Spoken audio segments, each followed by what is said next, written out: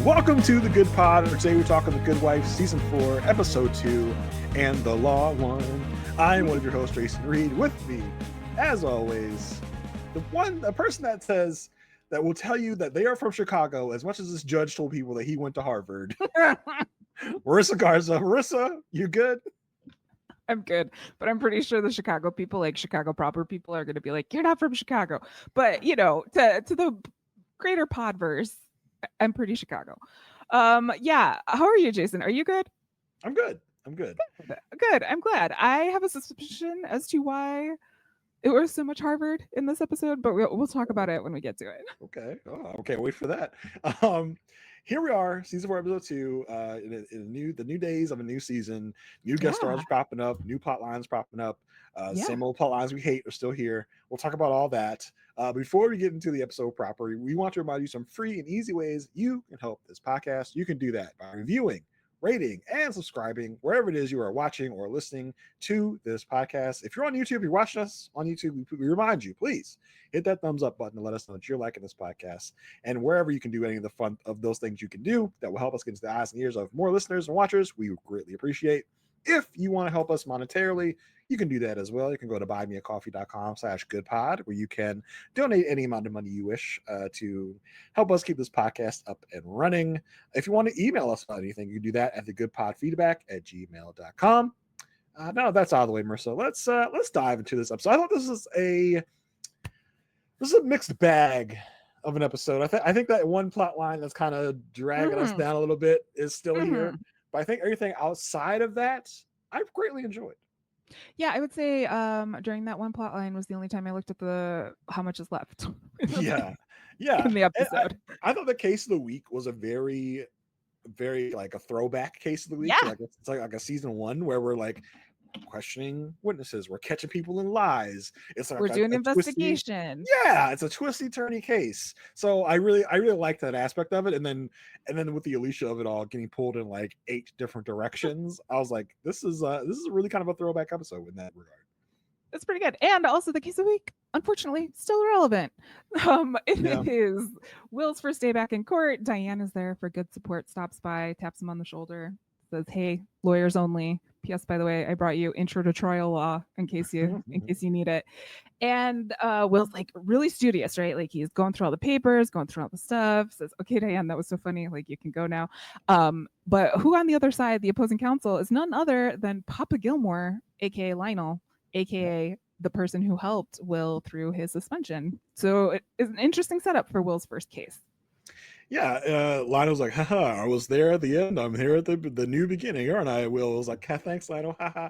I like how Diane's like, hey, this is good news. Lionel, he's old, he's tired. I was like, oh, like I didn't know this was the characterization we're giving Lionel now, that he's over the hill now in his lawyerdom. And she's like, oh yeah, it'd be a shame if you lost to this geezer over here, wouldn't it be? I really liked the dynamic between Will and Diane. It continues the strong show of their friendship and relationship, how she's kind of like razzing him, but she's also there for him on his first day, like a good mommy sending her kid off to school, like, here, hold up this picture, go take your picture, first day back in law. So I really liked seeing that the continuation of the strong showing of their relationship. Yes. And I also love that Lionel is here, especially for this episode, because I just want to remind everyone that he is Papa Gilmore. And on the Gilmore Girls, there was a large discussion as to where Roy Gilmore would go to college. Just keep that in mind. Okay. During the case is actually about excessive police conduct at a anti-NATO / anti-war protest. We open up with a cop on the stand testifying to his handling of Mr. Beecham, the quote unquote victim or perpetrator, depending on what side you're on of this case. This cop had used the stun gun 3 times, delivering 1,400 volts times 3 to this man before he died. But the cop was like, I called for medical help, but he died before he could get there. Will is, there's not really a lot of stumbling from Will in his first time back. No, he's on it. Yeah, Will's like, so use a stun gun that had 40,000 volts of electricity. Well, I was like, no, yes, it has 40,000, but it only shoots out 1,400 every time you use it. It was like, oh, sorry, my bad. You used 1,400 volts of electricity 3 times to Mr. Beecham. I was like, yeah, get him, Will, get him. Well, and then like the cop is like, oh, but he charged at me. Like, what am I supposed to do? Well, he charged at me. And when they bring up the stun gun, this is when the lawyer goes, I think I remember from my Harvard physics class that you are correct. The judge is like, yes, exactly. And the judge is like, oh yes, from my studies in Harvard, I can tell you that's correct. I'm like, all right, judge, we get it. Okay, but first before we get into who this judge is being played by, I just want to mention that on the Gilmore Girls, every other sentence was Yale. Rory's gonna go to Yale, and like Papa Gilmore really wanted Rory to go to Yale, all the time. So the fact that in this episode it was Harvard. There were a couple times in this episode where there were references to actors outside work, and I really enjoyed it. I was just like, this is what it sounded like, Papa Gilmore, with you and the Yale all the time. But this judge, I did not recognize him because don't think I've seen any of these things. But Jason, did you recognize Judge Temple? So when I saw the judge, I was like, so it's another character actor who I've seen in thousands of things, but can't place it. So I looked him up. He's in Oppenheimer. His name is James Urbaniak. He was in Oppenheimer. No, I've yet to see Oppenheimer. Sorry to. Yeah, me neither. That's why I was like, I don't know. But I did watch the show. Not up for watching bombings today. Like, just not a thing. Yeah, not really my thing right now. Also, though, I did recognize him from the show Review, where he was the boss of the titular character in Review, where Andy Daly, where he like reviews different experiences. It was a show on Comedy Central a while ago. It was such a funny show. I did recognize him from that, but he's been in like 1,000 things, so he's not really greatly known for anything. He's just kind of one of those people that's been around all the time. Yeah, well, in this one, he's a judge from Harvard. Yes. We'll let you know 1,000 times. Yeah, just in case you forget. And you can kind of see, like, Will is again like showing the footage of everything that happens. The jury is uncomfortable. Next thing we see, we're back at Lockhart Gardner offices. A settlement comes in for $800,000. It's great. It's fantastic. But also not good enough for Will, and also not good enough for the firm, because as we recall, the firm is in debt of $60 million and has only 5 months to pay it back, and this is only $800,000. So they're really not going to get that much out of it. So Will says, I could do better. We haven't even put the fiancé on the stand. Like, this is the thing. We can do it. And there's this whole conversation between Clark, and he's like, look, I don't really think you should do it. And then Diane is like, what did you say to Will? Basically, like, no, don't you, like, that's not your role. That's not what you're supposed to do. And Clark reminds him here, like, this is kind of how you got into the situation. Passion over pragmatism. So just watch it. And then he excuses himself. Yeah, because Will is doing like his cocky cock of the walk type of thing. He's like, it's like he's back on drugs. He's like, yeah, I can do better. I can get more. Like, because they bring in, like, it was such a weird. I don't know why Alicia had to pick up the thing and then bring it in. Because I don't know. We see Diane, Will, and Clark in the conference room. They're just waiting. Alicia's outside in the hallway, gets an envelope from someone, and walks into the office. She's like, as if she's like revealing a grand prize. She opens the envelope like $800,000. Everyone's like, woo, yes, $800,000. Diane's like, that's a great job, Will. Good time. You're good for your first time out. Clark's like, hey, that's what's up. We're like, no, I can do better. I can do more. It's like, all right, Will. You got to taste. Back. Don't go crazy. Like, no. I had to put the fiancé on the stage. We can get more. We can do this. And Diane, for her part, is like, all right, Will, like, I know you think you can do better, but we need money. We can't be playing around. Like, we need to. This is a guaranteed $800,000 right now. We don't want to like overextend our reach and possibly mess this up. And right. That's what Clark, like you said, goes, yeah, I'm gonna have to have you guys take this $800,000 because we need that money. We can't be playing around. And so Diane switches up her. She's like, "Hey, no, you're not doing that, Clark." She does like, no, you don't decide what rewards we take. You decide what cases we take. So you have no say in this. Yeah. So where Diane was like, "Yeah, Will, you should take the $100,000." When Clark speaks up, she's like, "Oh, you know what? No, actually, you go ahead, Will. You do your thing." Did I say no? I meant yes. Yeah, I meant 100% yes. Like she switches her stance to like make a point to Clark to be like, you don't run this. We still run this part of it. So stay out of it. And I like how Diane mentioned, like, because Will's like, hey, you kind of crossed the line. And he's like, yeah, he sure did. I had to put him in his damn place. And she goes, she gives us like an update. She's like, yeah, we need, it's kind of like an update to the audience. We need 60 mil. We got Cuesta, that paid his bill. We got Sweeney that's paying his bills.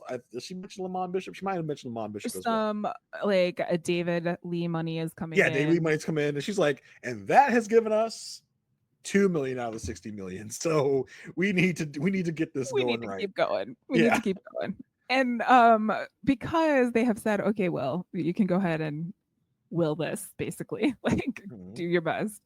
Diane's like, hey, Alicia, you're going to need to go to court with Will because he does so much better when he has someone to impress. And Alicia's like, but what about John? And Diane's like, no. John is no longer here based on Clark's investigations, which we will talk about. John was basically like, I know you know this terminology, Marissa. John was a red shirt. John was like someone that is like easily expendable. Because I think we probably saw John in the courtroom with Will in the beginning parts of this episode.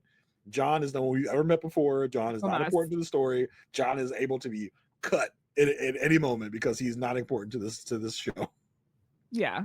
And at the same time, like, Will is like, okay, I'm on it, but where the frick is Kalinda? I've called her 4 times and she's not picking up the phone. So they head back to court. They put the fiancé back on the stand. She's very sad. She's doing her, best thing on the stand. We were going to get married in August. And the judge is like, okay, well, this testimony is over. I have to go to a Harvard meeting.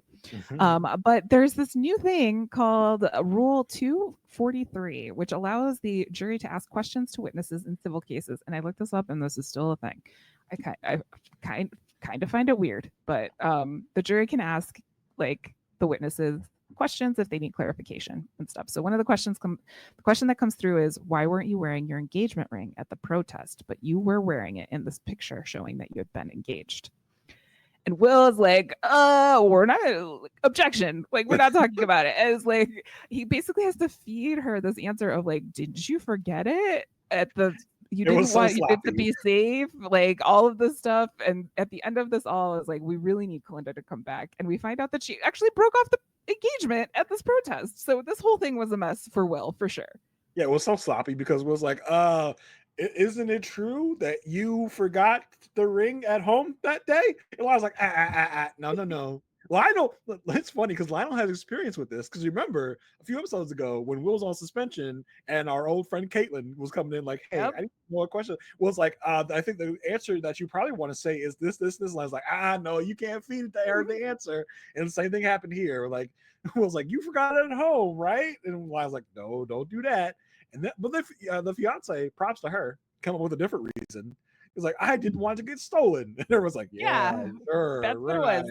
That's what it was. And like you said, and later in Lockhart Gardner offices, the fiance's like, oh, actually, we broke up at that protest. Like, why? Like, I don't understand these clients, witnesses. We are here to help you. Yeah. You need to tell us everything. We're not going to use it against you. We want to use it for our purpose. So we need to make sure that we know what's coming up, that we don't get surprises like this. Like, I just didn't want anybody to know. Like, we are your lawyers, or we are the lawyers for your side. We should know. I would say also, like, yes, they should give the speech that they gave that one time when Diane and Will were on separate sides, and they're like, you're not going to lie to me, basically. But also, we didn't have Kalinda doing her little stuff. Like, there were a couple of times where Will was kind of blindsided, this being one of them. Like, because it isn't until now in the episode that Kalinda shows back up after all of this has happened. We'll talk about what Kalinda was doing later. But after all of this, she shows up. She's completely out of it. She doesn't even know like what case Will is asking for her help on.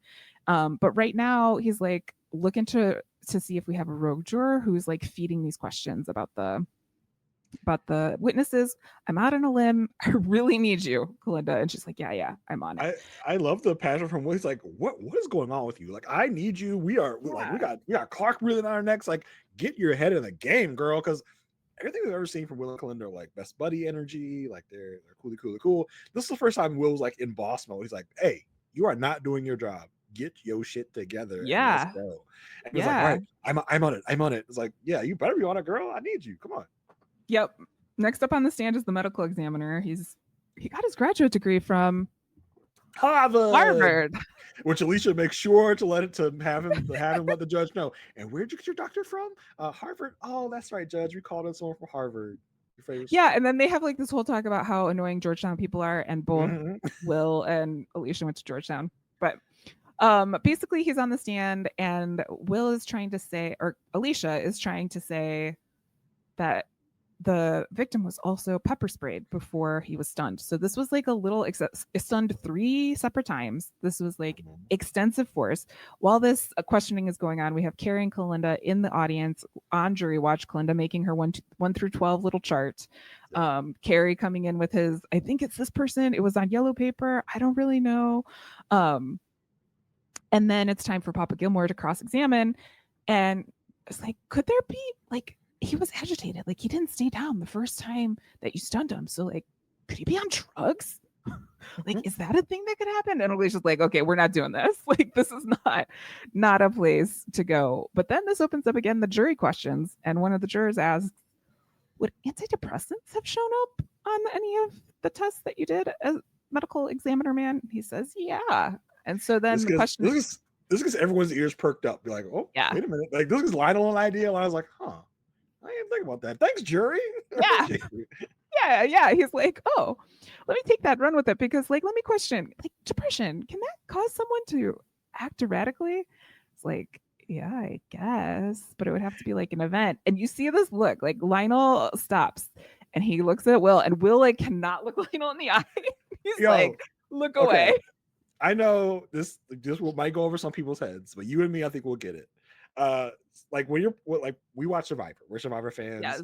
It's weirdly tangentially a way that me and Marissa kind of know each other and met, like weirdly through like Survivor circles, you know? Yeah, circles. You know?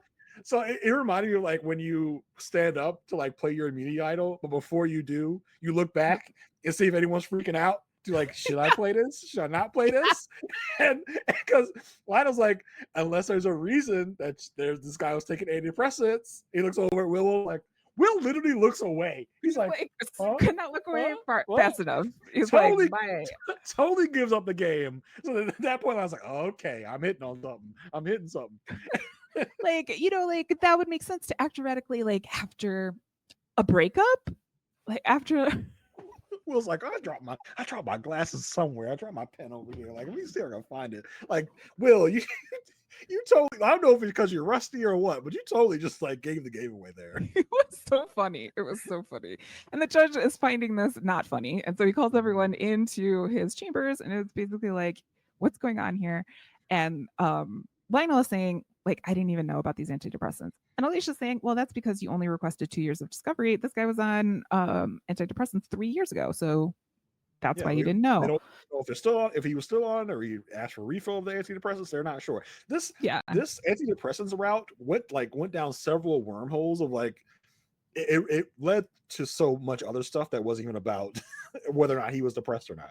Yeah, exactly. They are ordered to give Lionel all of the evidence that they have. And on the way out, Will's like, hey, so about that settlement. Like, is that still on the table? That's still there? Like, can we still take that? And I was like, oh, gotta love a jury. Which like his way of saying, no, I think I got the upper hand now. Like, so this all. Thanks for this, Will. Thanks, you did me a favor. They are taking a look at which jurors could be like the rogue juror. There's 5 people that are suspected. Kalinda brings up the fact that one of the jurors, Emma, wrote that she had the wrong number of kids, and so therefore she could have lost kids, and that could mean that she's depressed, and she could have been the person who asked about the SSRIs. Weak sauce, but it's something. Yeah. Then we see his psychiatrist on the stand. And now, if you are a fan of this show, or literally any form of television and or movies, you will have recognized this guy, because Dr. Zverovich was played by none other than Dakin Matthews. You know Dakin Matthews. Yeah, Dakin? Oh yeah, me and Dakin, we go way back. Yeah, where do you know him from? So you informed me in the pre-show that I we did. know him as Mr. Winterton from Gilded Age, which if you follow us in our podcasting career, from the Gilded Pod that we love Gilded Age. We love it. So you reminded me, like you were like, yeah, it was he was Mr. Winterton. And when you said, I was like, oh yes. But this man Dakin, he's been all over TV. Yeah. He is a character actor of character actors. If you need an older white gentleman with a beard, there you go. If you need a Santa Claus, he's your man. It's like, so yeah. When I saw Remington Steele, way back Saint Elsewhere, like, and he's just in like one episode of all of these like really big shows. Yeah, and this was just one episode of this one. That was it. Listen, in the world of procedural network television, these guys are everywhere in the mall. It's I would imagine it's kind of like merit badges when you're like a scout. Like, I got my good wife. If he's like Mr. Dakin, he's like, I got my good wife merit badge and put on my other like 100 other shows I've been in. But yeah, I saw him and I was like, I know this man for sure. But then you reminded me where I definitely know him from, where he had a kind of a prominent role in in the season of the Gilded Age we watched. Season 3 probably. It was season 2 that he had. The season 3 was the most recent one where he was. Yes. We only saw him for a short amount of time. And from afar. Spoilers. R.I.P. Mr. Winterton. Yeah, sorry, Mr. Winterton. Yeah, but yeah, see, I definitely knew him. I was like, yeah, he's definitely that guy. He's a Leonardo DiCaprio on the couch pointing guy, but I didn't know him. Where exactly till you told me. Yeah, and he is a legend, and he's on the stand playing a psychiatrist at this moment, being asked basically like why, like did Tyler did Tyler have depression? Did Tyler have any signs of depression? He's like, no, but he was nervous and anxious and he wasn't sleeping. It's like, oh well, what did you prescribe? He's like, I prescribed an SSRI. And like that, a lot of people, even to this day, think that if you are taking an SSRI, you are depressed or mentally unhealthy or have some sort of thing going on. The current administration is very against them. There is a stigma that comes with SSRIs, and which is why I was surprised at Will's lawyering at this moment, because he kind of just leaves it at this point. Mm-hmm. And then Lionel goes, well, which SSRI was it that you prescribed? Was it Elvital? Oh, and if you know your good wife history, you know that name. As soon as they said Elvital, which I'm surprised that our people didn't know that it was Elvital, because they seemed surprised. Exactly. And they were like everyone's like, Elvital, oh shit. Like we proved that Elvital was an extremely dangerous SSRI back in the day, which we think caused a man to murder his wife and then himself. So like, this is not good for us, because if this man was taking Elvital, it can be linked to erratic behavior, and has side effects which may have caused him to, I was saying, like, this antidepressant thing went down a whole bunch of rabbit holes. Lionel basically links this to say that Tyler, because he was taking Elvital, which we don't even know if he was taking Elvital or not at the time. Elvital was prescribed to him 3 years ago by this therapist, so we didn't even know if he was taking it. So now Papa Gilmore has linked this to Tyler wanting to die via suicide by cop. It's like, whoa, you just totally linked this out of nowhere to now he forced the cop to kill him via taser. I was like, that's a wild reach to me. It was, but he also had like so much insider information, right? Because Lionel had reviewed the Elvital case when it came to Will's suspension, so he knew like the whole ins out. So he not only has the fact that Will is in the courtroom and has experience with this drug, not using it, but like talking about it, and also has a study from where? Harvard Medical School. So he's just backing it up. He's like, if you don't want to believe me about the Will stuff, look at what your alma mater has to say. And the judge is like, oh, I think I'll actually think about this now, because from Harvard. It's like, again, just all these judges and all these, which I guess is a fun way to characterize these judges. But again, I'd be like, this judge is obviously biased by Harvard stuff. Like, why is he allowed to do this? To say things like, I'll consider it only because it's from Harvard. Like, okay, that's weird.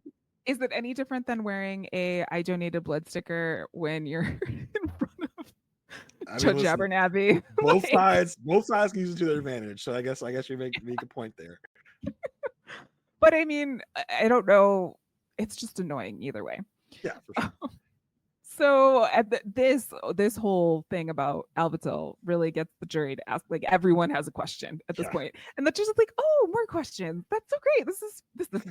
This is justice. This is the law. This is fantastic. And Will's like, okay, cool, great, love it so much. Meanwhile, Kalinda finally is out on the streets and doing some investigation. She goes to another protest to learn more about Tyler. One of his fellow classmates / protest mates says, yeah, Tyler was really calm. I was like even surprised he got stickered. And Kalinda's like, wait, what? You got what? It's like, yeah, stickered. They put this red sticker on you, and then another team will come in and pick up all the people who got stickered. I will just say, in 2025, there's no stickers anymore. Okay, like don't wait for the stickers. Yeah. There's no stickers.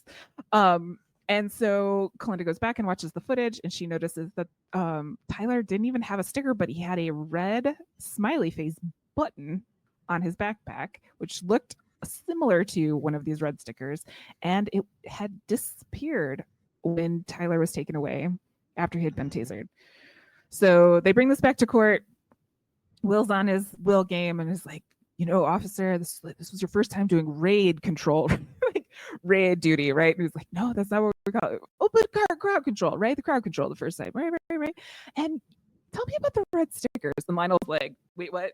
The what? Red who's the ones now? The what? The who? What? And Will is showing footage of this. The cop is like, I didn't see it.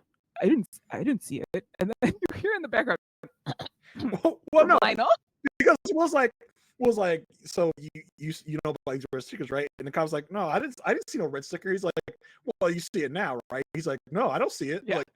Like, okay, you and I look at the same television. You don't see that big ass red sticker or red button on this man's backpack, and that's what he like go, hey, cooperate right now. I was like, oh yeah, I see it. Yeah, now over there, cough twice. Yeah. For yes and once for no. That guy was a little chuckle out of the jury, and I was like, yeah, Will, get him, Will, you back, baby, you all the way back.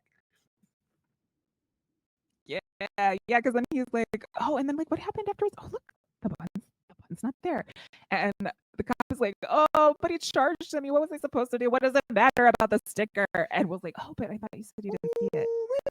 Oh, now see that is a that whole thing was like a season 1 throwback. Like that's what we used to do back in the day. We used to get people on the stand. You used to get them flustered. You used to be like, oh, but I thought you said this or that. I also used to catch people back in the day. That was before, politics and firm politics used up all of our time on The Good Wife. Now we got this old-fashioned court case. We're figuring stuff out. We're investigating, and we're getting little twist and turn endings. I loved it. It was and it was a good volley between like where the case was between both of them. Yeah. Yes. So that was our case of the week. In the end, they end up settling for $3 million. Will does his best. Like they settle in the courtroom. They're like, "What's your offer?" Like 1.5 million. And like, nah, 2, nah, 2.5, no. Okay, fine, 3. Are we ready to start? Yeah, it sounds like we have a settlement, Judge. Yeah, I mean, listen, we've talked about in the past, like in the recent past, how we're not getting a lot of resolution to our court cases. This is perfect. This is like, we know how much to settle for. We know they settled, and bingo bongo, we're good. So I like that this is a full, complete, closed loop circle. That we got the beginning, the middle, and the end of this court case, and everything's satisfied in my mind. Yes. Yeah, agreed. We had, of course, those firm and political things going on in this episode as well. The episode even opens with Clark interviewing everyone, and we learned some things. First of all, Carrie is still Carrie. Because when he's asked, "Are you important to the firm?" he's like, "Yes." As in the state's attorney's office, I oversaw 145 cases, so I definitely have a lot of knowledge I can use to really work with this job. So I'm like, all right, Carrie. I see you, Carrie. I see you. I see why you're important. And then also through the questioning of some other people, we learned that Alicia is. I don't think that's a surprise, right? Because I feel like. Yeah, no, I know, but like the reason why. Yeah, because I mean, I think if I'm working at Lockhart Gardner, I see the favoritism coming to Alicia by everyone. I think that's pointed out here. Like, she has the biggest office and she's a fourth year. Like, what's that about? What? Yeah. Clark gets to Alicia and asks, like, why should we keep you? And she just goes, because I'm good. That's Alicia's swagger that you can. I think season 3 Alicia glow up was like, I'm a dangerous woman. I am like, I'm a Black Widow. Like I'm sexy now because I'm going after Will. This is more of a like a this the part we have in the hair is more like a I'm a badass career woman, Alicia. Like, because she does like, just like my territory, yeah, my world. Yeah, she's confident, right? She's like, because I'm good. I don't know. I don't need to explain myself to you, Clark. Yeah, just like I'm not playing games. Yeah, okay, Thunderdome. And I think she also knows like I'm in Will Diane's back pocket, so I'm not going nowhere. I don't care what you're saying. And the political visibility of having her is also good for the firm. Like brings in clients, brings in. Yeah, but I think mostly Alicia is just like, I'm a good lawyer. Like that's. Oh no, like, yeah, that's 100% what she's leading towards. But she knows she has like some support. In these other areas. So then, Will and Diane do talk about the $2 million versus the $60 million that they owe. At this point, Will says to Diane, "You don't look becalmed." And I was like, "Becalmed? Did you study some vocabulary while you were at the office? Like, what is going on?" Where did they count? They really got some work in. Yeah. We learned that they're about to lose the 27th floor because currently Lockhart Gardner is occupying the 27th through the 29th floor of this building, and Clark is forcing them to get rid of the 27th floor. So Diane's like, "Yeah, but we got a new landlord, and her name's Maddie, and she's also on Emily's list. So I'm gonna go talk to her and see what Can you is up." Remind me of what Emily's list is exactly? Emily's List is an organization that provides funding and training for women running for office, so specifically for women, and will help in like areas where certain candidates are needed. So basically, it's broads for broads, is what you're saying. I'm not saying that. You can say that. I'm not saying that. Females working for females is what you're trying to say, right? Yeah. No. I'm trying to give some other women. Anyone who identifies as a woman, for anyone who identifies. Anyway, so they're being forced to leave the 27th floor, and Diane goes to meet Maddie at a speech. And who do we see here? But the one and only Moira Tierney. ER fave, of course. Marissa, yes. I know that you are ER-ophile. Yes. So this is what's been very exciting for you. Yes. It was so great. She's playing basically like a billionaire, kind of. Like she's in semiconductor. She's getting involved in the political scene. But she does not have any time for Diane. She is like, "Oh, hey neighbor, we're gonna be like neighbors." And she's like, "Uh-huh. Who are you again?" Like I wasn't sure if Maddie was like playing it off, because Maddie's like, oh yeah, Diane, yeah. But then comes back, it's like, "Oh, you have someone working for you, right?" What was her name? What's her name? Like your man. Yeah, that guy. Like, oh, Alicia, like, oh yeah, Alicia. And from the actions later in the episode, I don't believe for 1 second Maddie did not know the name Alicia Florrick already. Like, I think by the actions from Maddie later in this episode that Maddie's got like her or something. Like, so Maddie knew who everyone was. No, Maddie we'll talk about it. Maddie knows who Alicia is. Maddie was just trying to like play it off. It's like too cool for school in this moment. Yeah, because at first she told Diane, like, "Don't talk to me about this, talk to my team." Unless you can get that Alicia lady to call me. That would be great. So Diane will ask Alicia, "Hey."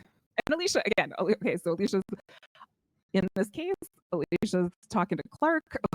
Alicia also is always, I don't know if it's that when Diane have this like Alicia blindness whenever they're talking about business.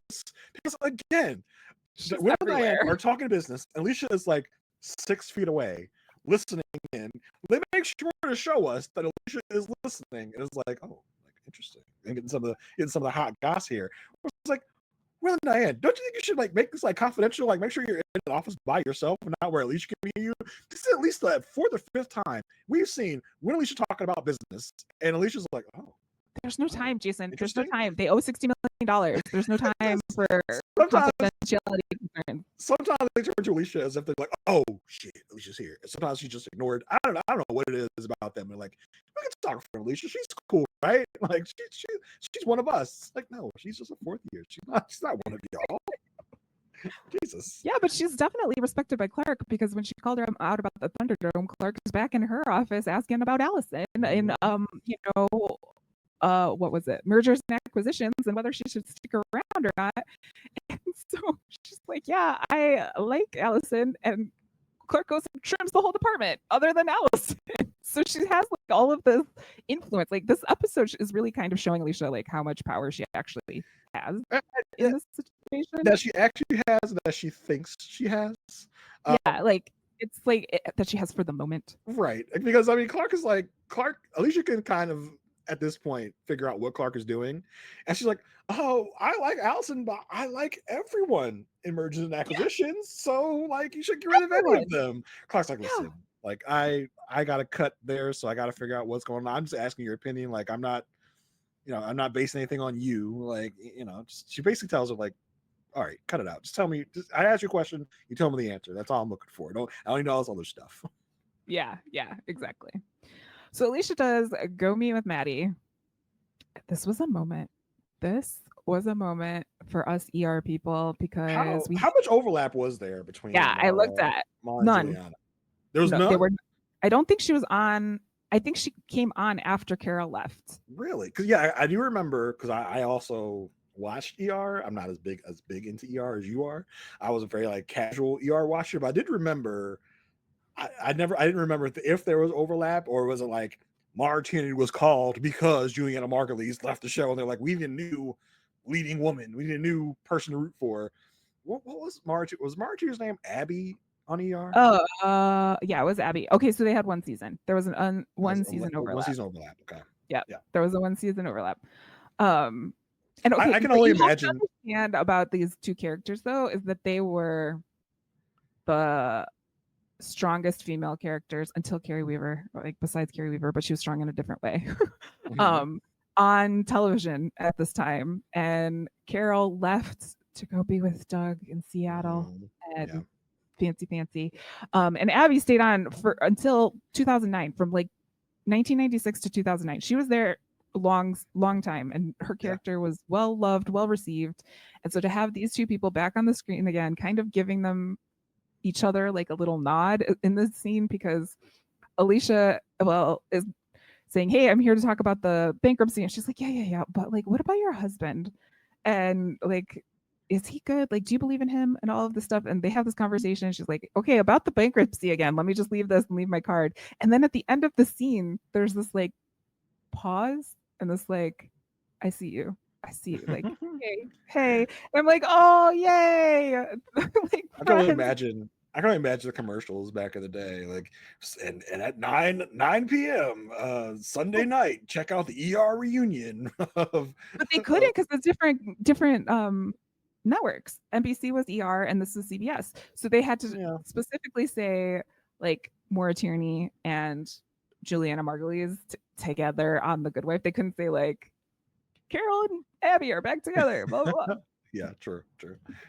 But I just loved seeing this connection. Yeah, I mean, you could tell in the moment that Maddie is kind of fangirling about Alicia a little bit. She's like, yeah, your husband, you get to get along politically. She's like, well, enough. And if you want to really go deep into the ER lore, the character of Carol Hathaway was not supposed to make it past the first season or first episode. She was supposed to die in that first episode, and then she kept on going for many other seasons, and there would be no Abby really if there was no Carol. So like, that's from the ER lover's perspective. Well, listen, stay tuned for the ER podcast hosted by Marissa Garza at some point in time. By myself. Hi, Marissa. What do you think about this? Oh, Marissa, I think it's fantastic. So yes, that little awkward goodbye happened, and then we get to Peter. Like, we're to Peter. Peter is on the bus being interviewed by a journalist. Eli knocks on the door. Peter, I gotta Delia for a second. Like, just come outside. Apparently the campaign is concerned about money. But when he walks outside, he sees that Maddie's there, and Maddie has questions, and she's interested in like contributing to the campaign. And Peter's like, oh, has Eli been bending your ear? Is he doing a good job? And she's like, no, it's actually your wife. And like Eli could not be more happy about the situation. Peter's like, my what? My who? Like, oh, Alicia? Like, you know Alicia? Like, how do you know Alicia? And Eli like perks up, and the next question is like, are you two separated? And Peter says yes, and Eli says no at the same time. Yes. And they basically talk about like, you're not going to sleep with any other prostitutes. How do I know this? And because I told you. And Eli, it's like, Peter's changed. You know, like he's different back on that soundbite. And Maddie's like, I don't believe people can change. And then Peter's like, I didn't either until I went to prison. And so apparently that like earned enough. Literally all Alicia did was say hello and drop off a document. Didn't even bring up Peter. Didn't mention Peter. Didn't do anything. So this, I believe, was Maddie's backdoor plan to get to Peter from the beginning. To get to Peter, like to be involved in the Peter campaign, not to like get after him. I don't know. I think it's more about Alicia. I think Maddie just really like digs Alicia's vibe. Yeah, and I think to like interview to be like, I'm gonna be friends with Alicia, and I'm gonna be friends with Alicia by like, I'm also gonna contribute to your husband's campaign. Like, you know, I want to get in good with Alicia. It's like interesting. I mean, I guess that's what rich people do. That's a vibe I'm getting anyway. Yeah, because I don't think it would matter if Maddie just went to Peter and was like, "Hey, that's fair. I want to contribute." Yeah. Peter's not gonna be like, I don't know, how's my wife like you? Like, that's what I'm thinking. Yeah. Peter would be like, "Oh yeah, give me the money. I don't care who you are. Give me your money." Yeah, that's true. Back at the office, Eli runs by Alicia's like, "Hey, I owe you one. Thanks for Maddie." And she's like, "Wait, what? What is going on?" And later, Maddie runs into Alicia in court, and Alicia's like, Eli told me, like, thanks so much for supporting Peter.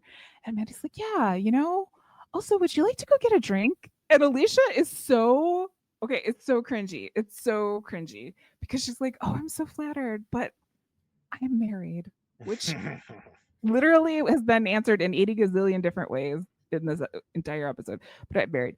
And Maddie's like, oh yeah, no, not like that. Like, it's just hard to get friends. And I thought, you know, like we could be friends. Is that a thing that we could do? Maybe. Yeah, Alicia was like, oh, you lesbians always try to hit on me. First is Kalinda, now it's you.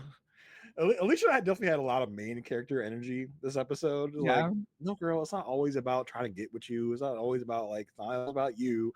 I mean, granted, she is the main character of this TV show, but either way, I was like, yeah, I don't know why she went to that first. It's like, like, oh, I'm flattered. I know I'm hot and everything. I know I got the serious career woman haircut this season, but I'm not really into that. That's not my thing. I can give you Kalinda's number though. Like, do you know Kalinda Sharma?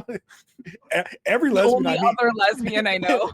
Every lesbian I meet knows Kalinda Sharma, so you must know her too, right? But Maddie's like, no, you freaking weirdo. I'm just asking for a friend drink. Like, you never heard of that? Damn. Oh man, it's so funny. So this will be interesting to see how this goes forward, and if Maddie, I honestly didn't even remember that Moira Tierney was on this show. Yeah, for real, I didn't recall this, but for some reason I feel like Maddie like oversteps her boundaries. Probably she does something to piss Alicia off. I'm trying to like get into my memory banks and figure it out, but it'll be interesting to see where this goes. So I feel like it's not gonna go anywhere good. Yeah, probably not. Back at the office, Diane pulls Alicia in and say like, hey, Maddie's not gonna like renegotiate the rent. However, I did hear that she donated to Peter's campaign. Isn't that odd? Isn't that weird? And she's like, listen, I don't know anything about this. Like, I don't know how this happened. It just happened. Yeah, I was like, Diane, I feel like you should know Alicia better than this by now, that she wouldn't be trying no shady stuff. But I mean, well, listen, we are not that far removed from Alicia basically like threatening to like quit unless she gets more money. Like, yeah, because she buy a house that she didn't end up buying. Yeah, so I guess I just don't think I think Diane was accusing her of something that I don't think Alicia would do. Like, you should know Alicia doesn't not give two shits about Peter's political aspirations as much as like going on campaign stops with him. So I was a little surprised she accused Alicia of this kind of skullduggery, if you will. Yeah, I mean, but it'll be interesting to see what happens, because if she is only 6 feet away from the news at all times, maybe at this point Diane will be like, "Hey, Will, let's close the door." Like, I don't know if I can trust her as much. For sure.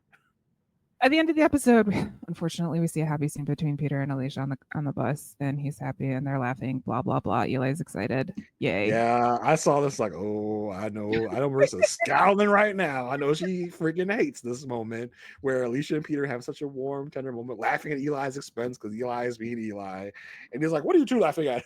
"We're laughing at you, Eli, you silly goose." And just seeing Alicia on a campaign bus, looking so like content, like at peace and like happy or whatever. I was like, I know Marissa hates this shit. Not against her being happy or content or at peace or any of that. I just would love it if it was not in the proximity of Peter, because I still don't like him. But I will tell you, I don't like him. He was much better than the person I absolutely loathe in this episode, Tow Truck Man. Well, let's we're gonna wrap up the Clark stuff before we get there. Clark's still doing some stuff. The fact that he fired everyone for mergers and acquisitions but left Allison there. Yeah, he left Allison, who was like, "Yeah, I like Allison," and it's like, Clark has fired everyone but Allison, and you know, Alicia's like, "Hey, Clark, bruh, I don't like being kind of like the decider of everyone's why fates. Are you putting me this?" And Clark's like, "You are not the decider of everyone's fates, Alicia. It's not always about you. Like, I am asking other people for their opinions, and you were one of those people." And I feel like at that moment, Clark's like, "All right, not asking Alicia no more questions anymore," because she is. And then she realizes that, and as Clark walks out the door, she's like, "I love everyone. I love all the people. I like everyone." Well, because he asked about 3 specific people, and she's like, because she at this point is clocked. Clark is getting rid of people that I say he's keeping people I say I like, and she's like, I like all of them. Don't fire any of them. And Clark's like, what? Like, what are you talking about? Like, at the end, she's sincere about it. Well, of course she's always sincere. Clark's like, it's not about that. You're not the art. She's like, I don't like being the arbiter of people's fates. It was like, you're not. Like, it's like the ego meter on Alicia kind of like went up throughout because everyone's looking for Alicia. Everyone wants to talk to Alicia. She's like, I don't like deciding people's fates. And he's like, you're not deciding people's fates. Like, you're not literally just having a conversation. You are not the only person I'm talking to. You are not the only person that's deciding whether or not I fire people. Like, so get over yourself. It's kind of Clark's demeanor is like, get over yourself, girl. And he looks at her like, I'm not even going to ask you any more questions because you're doing too much. Like, I would take that as a read of like, oh, I actually do know this firm pretty well. If other people are confirming my stuff, but I'm not Alicia Florrick, so. Yeah, I mean, Clark's like, you've been here for a while, just asking your opinion of people. I'm asking a lot of people's opinions on a lot of people. You're not the only decider of things, but Alicia, with her, their main character syndrome, has to be like, "Oh, I'm deciding who has a job and who doesn't. Woe is me." Like, no, it's not that serious. It's not that deep, Alicia. Calm down. Yeah. Speaking of not that serious, not that deep. Oh, bro. Let us talk about Kalinda's storyline in this episode. This is how much I don't want to talk about it. I'm slowing down my speech. It was just it's just so weird. And it was weird. So badly written. Yeah. The first scene we see is they being Kalinda and Tow Truck Guy are getting ice cream. Can I tell you, so they don't mention Tow Truck Man's name almost the whole episode to like the very end. What is it? And I could not remember his name for the life of me. And I gave him like 3 different names as I was writing. And I was like, at first I said, Kalinda and Terry are out eating, like blah, blah, blah, blah. And later I'm like, wait a minute, his name's not Terry. His name is Joe. I said, Kalinda tells Alicia about Joe. I was like, wait, no, that's not it. And then it's like Kalinda and Billy do this, and that. No, Billy was the other guy. Yeah, I was like, is that right? I was like, I'm not sure. And then at the very end of the episode, when Clark is going to confront Kalinda, Clark confronts Alicia about Nick. I was like, Nick is his name? I don't know if I would have ever got to Nick.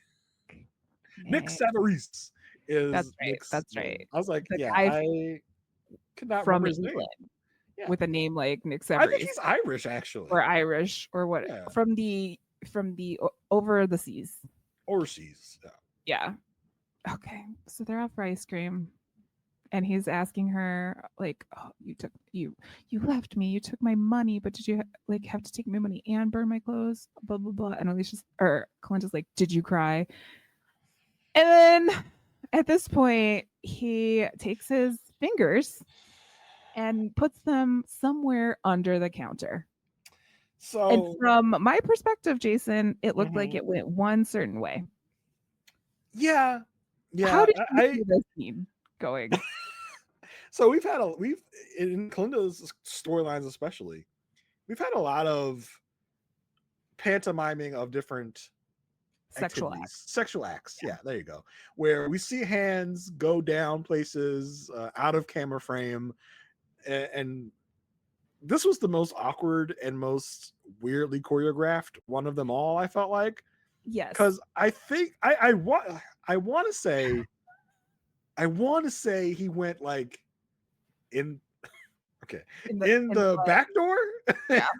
Like that's where I want to think he went, because that's kind of where the positioning I feel like would put it.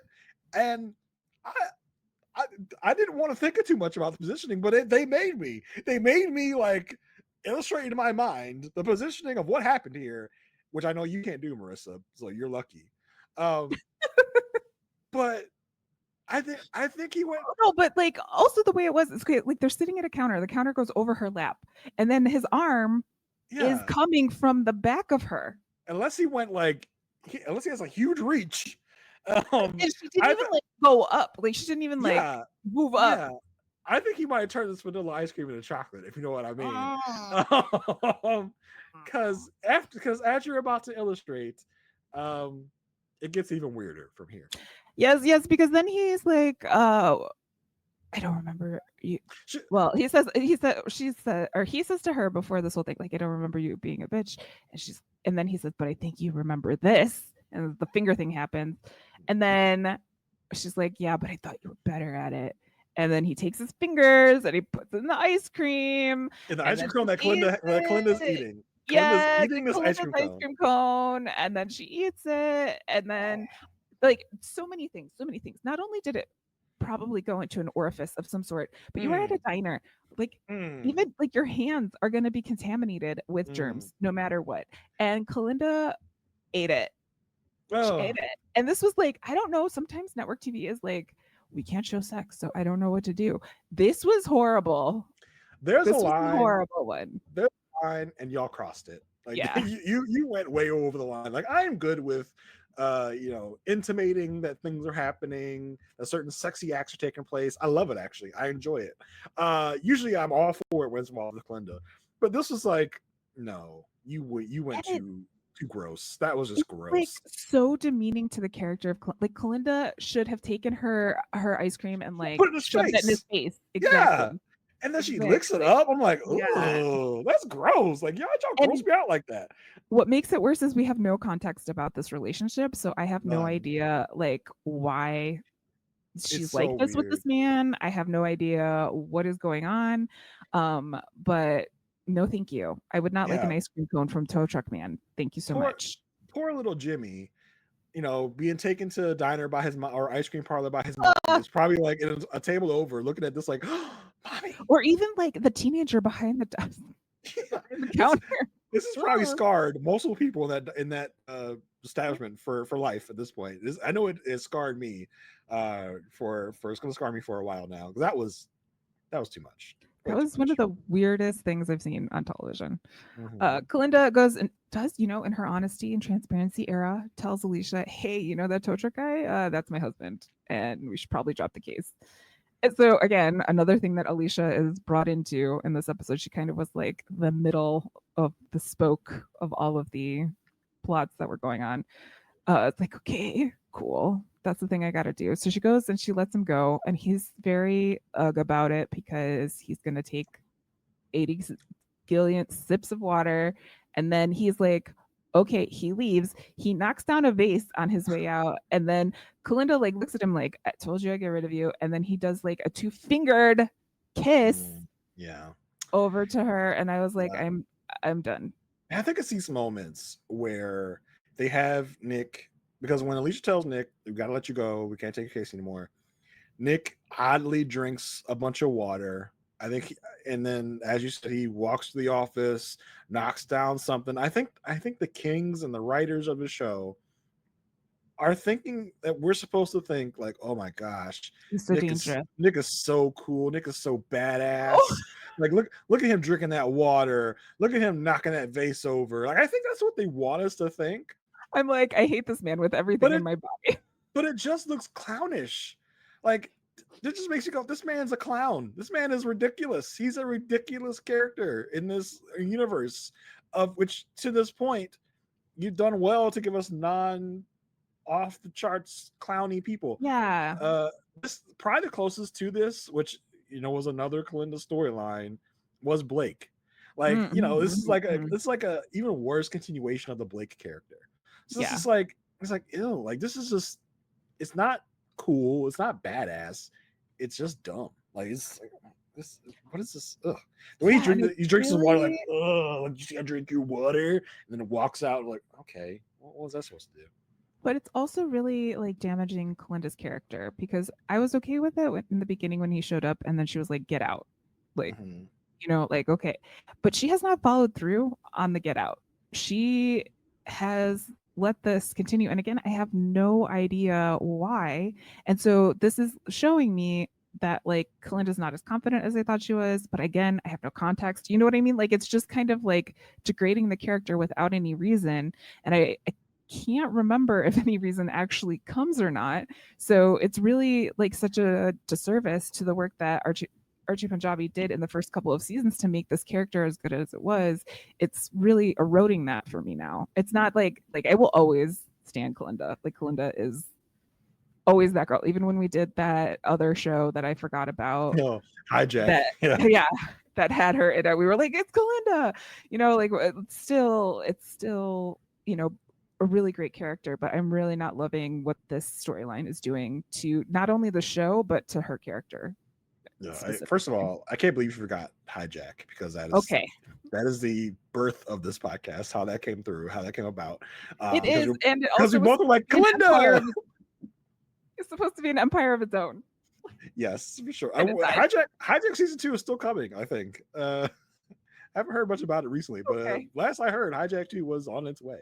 But yes, I totally agree with you about how this makes Kalinda look. It feels like a step back for the character. I think what the Kings, the writers, are trying to say is like, hey, even Kalinda can be susceptible to a toxic relationship, and going back to that toxic relationship that we know she should have left. But I think to your point, they've given us no background about what this relationship was, why Kalinda was ever in love with this man in the first place, to say why she wants to go back to this man. So it feels out of the blue, and it feels like Kalinda is being a lesser character than she was by going back to this. Like, let us know why they fell in love, what she loved about this man, why she's falling for this, because at this point it looks like Kalinda is just going along with this nonsense for what? We don't know.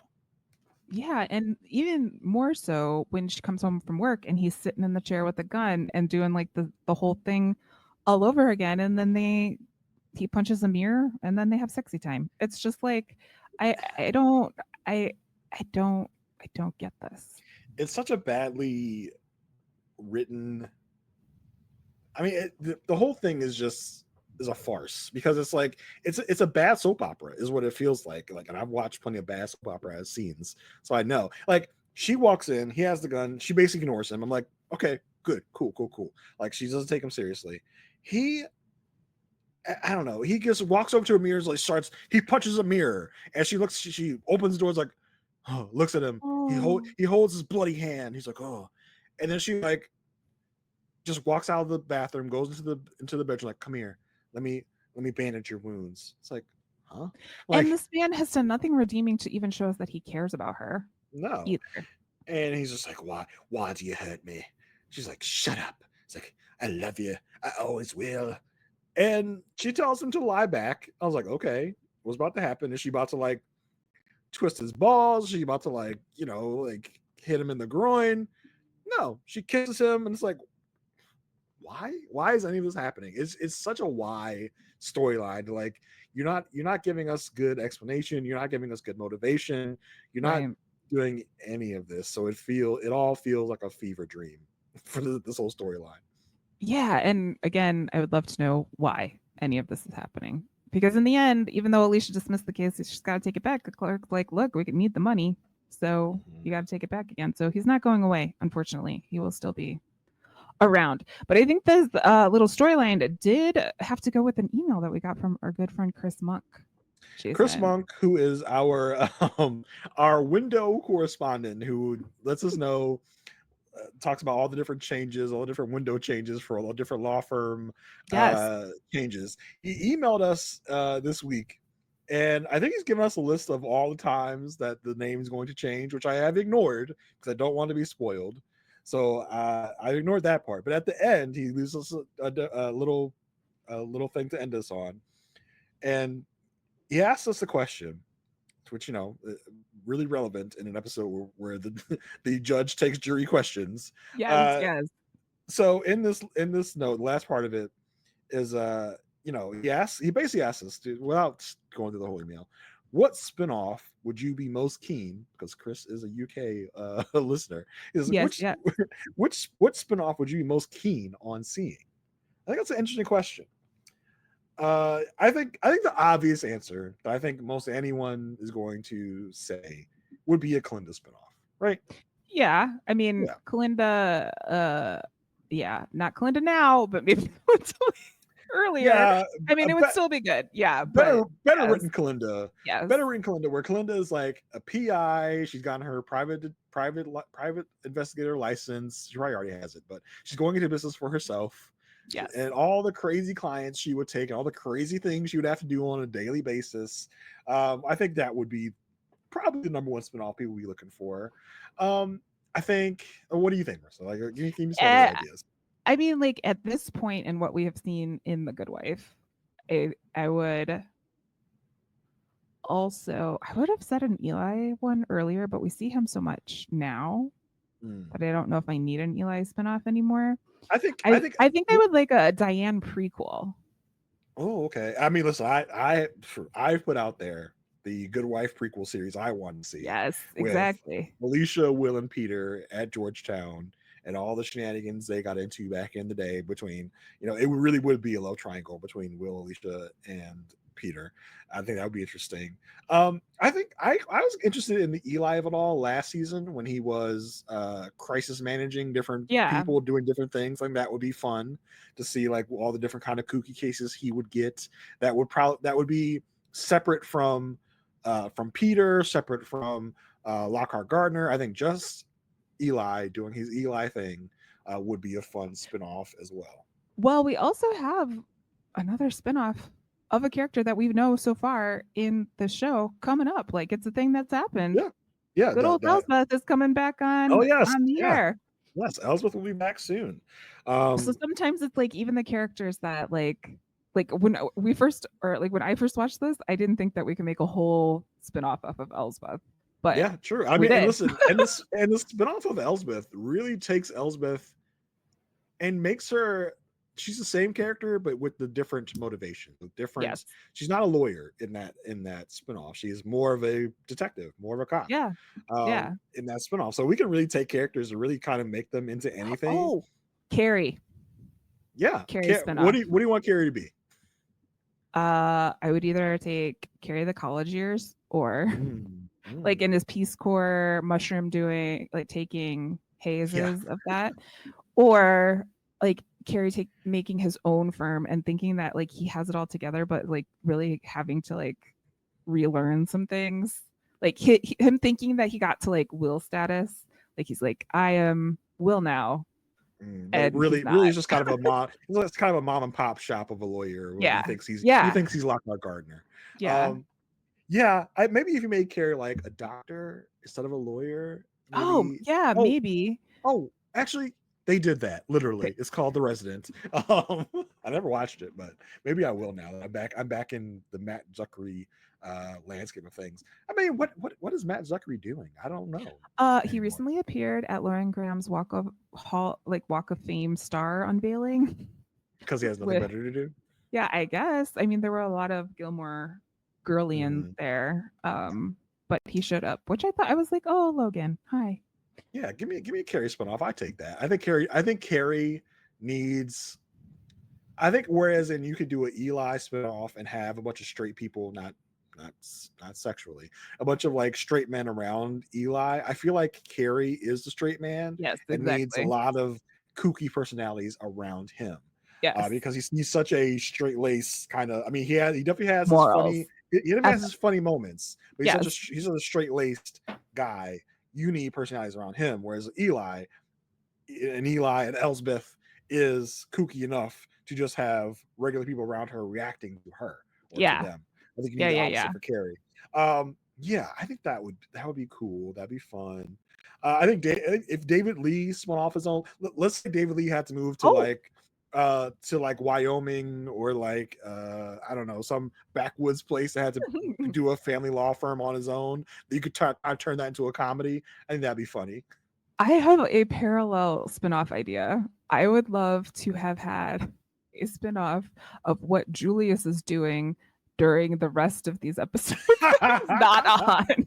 Yes, that'd be funny. You just see through his windows Yeah. other things that are going on. Like I don't know what they're all about, but we like just. I would love to see the moments like he tries to inject blackness into Lockhart Gardner and just fails.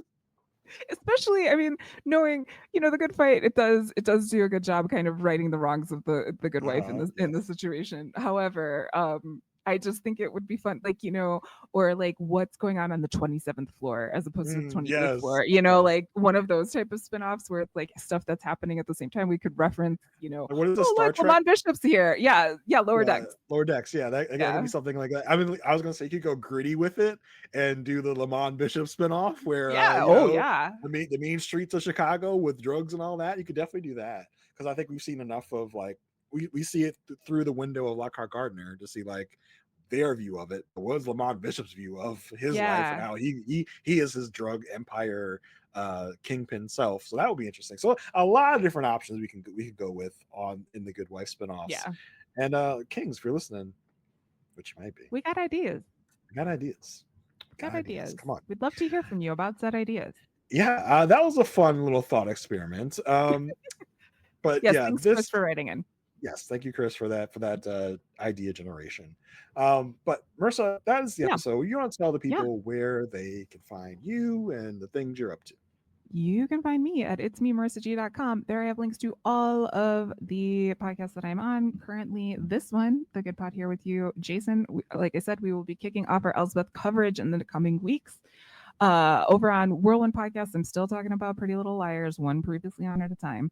That show, if you are a fan of bad writing, that show also is one of those. Not that this is all bad writing here on The Good Wife, but Feels like different writers took over the Kalinda storyline. Yeah, yeah. It's like maybe they're like testing or like newbies. I don't know. And then I am talking about the Star Trek: The Next Generation series with my sister, who we've never watched it. So we are in the second season there on the USS Sisterhood. That's where you can find me, Jason. I hear it is Love Is Blind season. So what's going on with you? Listen, October is like weirdly like they decided to pile everything on me in October because a lot's going on. So of course you can find me here at the Good Pod. As Mercer said, we're talking about Elsbeth within the next. Once you hear this, less than a week away from Elsbeth coming out. So we're going to be talking about that, me and Marissa. And then over on the Love at First Sight feed, over on Rob Has a Podcast, you can hear me talk with Asia Welch and Mary Krakowski about the new season of Love Is Blind. Listen, if you're a Love Is Blind watcher, you kind of know what you're going to get. It's just about what silly situations these love strewn people are going to get themselves into. So if that is your jam, come on over. We're talking about that. Also, me and Asia Welch are going to be talking about. We are talking about the show Married at First Sight over on the A Perfect Match podcast. We have a Patreon. We're talking about older seasons. We're talking about season 11 right now. Until the new season premieres. Now, for the longest time, I've been saying, whenever that comes up, whenever that's happening. But we finally, it's October. We finally got a date. Married at First Sight season 19 is going to be coming to your airwaves on Peacock on October 23rd. And so me and Asia Welch will be back talking about that show, the new episodes over on that same feed. You can get Love's Blind, Love at First Sight feed. We'll be talking about it on the Perfect Match podcast, season 19, Married at First Sight. It's here. We're ready. We're pumped. We're excited. A lot of format changes from Married at First Sight. So we're going to be working out how we're going to do that. So stay tuned. If you like me and the stuff I talk about, you got a plethora of options in October. Yeah. So come check it out. We're going to have fun. And until next time, stay good.